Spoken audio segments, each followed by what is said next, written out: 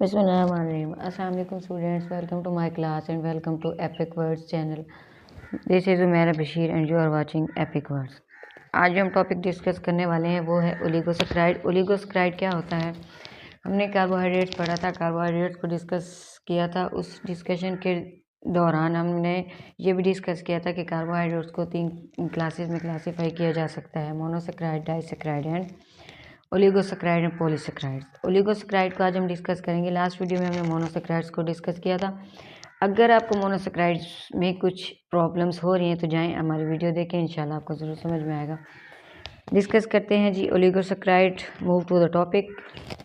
ओलिगोसैकराइड्स monosaccharides में हमने discuss किया था कि कार्बन एटम कितने होते हैं, 3 to 9 यूनिट्स, और ओलिगोसैकराइड्स में 2 to 9 यूनिट्स ऑफ मोनोसैकराइड्स होते हैं। इसको क्लासीफाई किया जा सकता है डाइसैकराइड में, ट्राइसैकराइड में और टेट्रासैकराइड्स में। यानी हम ये कह सकते हैं oligosaccharides give 2 to 9 units of monosaccharides on hydrolysis. जब इसको हाइड्रोलाइज किया जाता है, they are classified as disaccharides, trisaccharides and tetrasaccharides. और ये डिपेंड किस पे करता है? Depending upon the number of units they produce on hydrolysis. जब इसे हाइड्रोलाइज किया जाता है तो हाइड्रोलाइसिस के दौरान during the process of hydrolysis sucrose produce 1 unit of glucose. Sucrose glucose का 1 यूनिट प्रोड्यूस करते हैं एंड 1 यूनिट ऑफ फ्रक्टोज। यानी जब सक्रोज को तोड़ा जाता है या हाइड्रोलाइज किया जाता है in the presence of dilute HCl, तो ये क्या देता है? 1 यूनिट ग्लूकोज का देता है और 1 ही यूनिट किसका देता है? फ्रक्टोज का देता है। लेट सपोज अगर इसकी एग्जांपल देखी जाए, इसको हाइड्रोलाइज करके अगर देखा जाए, C12H22O11 प्लस वाटर, इसको हम हाइड्रोलाइज कर रहे हैं किसकी प्रेजेंस में? HCl डाइल्यूट, और यहाँ पे हम क्या करेंगे? इसको हीट अप करेंगे। तो ये क्या देता है? 1 मॉलिक्यूल ग्लूकोज का देता है और 1 मॉलिक्यूल फ्रक्टोज का देता है, C6H12O6 प्लस C6H12O6।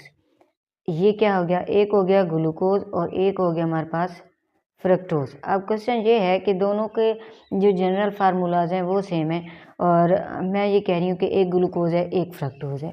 तो इसकी रीज़न ये है कि ग्लूकोज जो है ये वाइट होता है, वाइट कलर में होता है, और फ्रक्टोज जो है ये वाइट कलर में थोड़ा कम ही दिखा जाता है। अगर इसकी रीडिंग करके देखी जाए थोड़ी सी बुक से, तो रीडिंग करना इसलिए ज़रूरी है, इम्पॉर्टेंट है कि ये थोड़ा सा थ्योरेटिकली प्रोसेस है, तो थोड़ा सा आपको जल्दी कॉन्सेप्ट क्लियर होगा। Oligosaccharides give 2 to 9 units of monosaccharides on hydrolysis. Oligosaccharide 2 से 9 यूनिट देता है मोनोसैकराइड के जब इसको हाइड्रोलाइज करते हैं। They are classified as disaccharide, trisaccharide and tetrasaccharides. ये ऑलरेडी हम डिस्कस कर चुके हैं।